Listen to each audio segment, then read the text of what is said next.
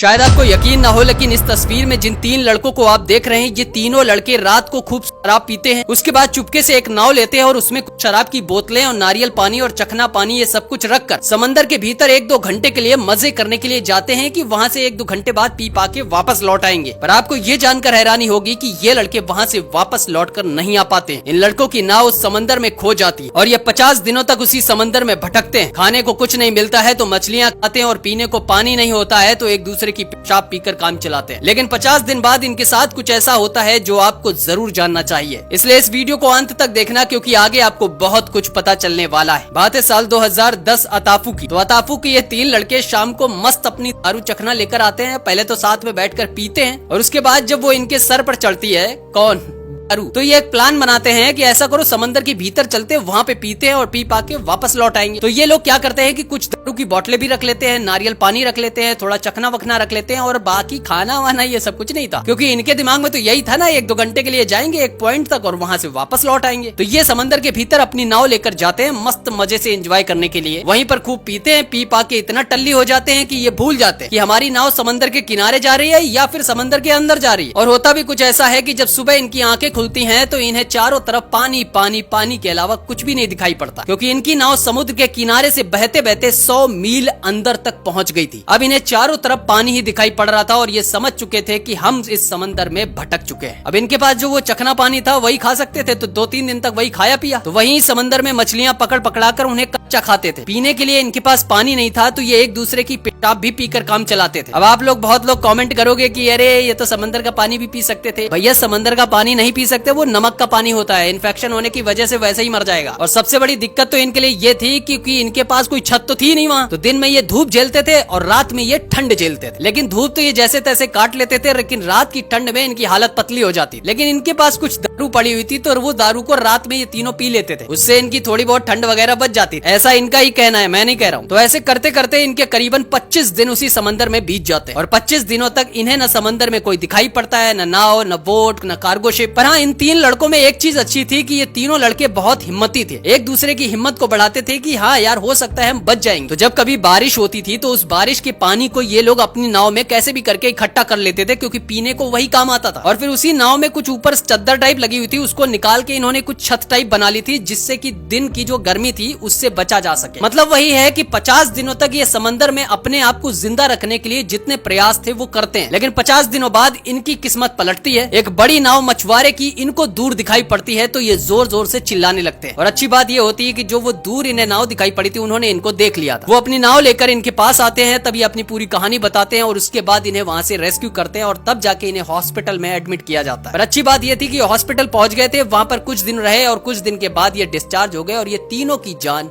बच गई। तो इस कहानी से यही सीखने को मिलता है कि अगर कोई दारू या शराब कुछ पीता है और उसके बाद कुछ ओवर एक्साइटमेंट में कुछ और ही कर देता है, या कोई एक ऐसा डिसीजन लेता है जो उसकी जान के लिए बन जाता है, और आपको लगता है कोई रिश्तेदार, आपका दोस्त, किसी के ये कहानी काम आ सकती है, तो आप इस वीडियो को शेयर कर सकते हैं। और अभी तक आपने वीडियो को लाइक नहीं किया तो एक वीडियो को लाइक जरूर करना। आपको क्या लगता है, मतलब दारू पीने के बाद आदमी क्या थोड़ा सा ओवर एक्साइटेड हो जाता है क्या? आपको क्या लगता है कमेंट सेक्शन में जरूर बताना।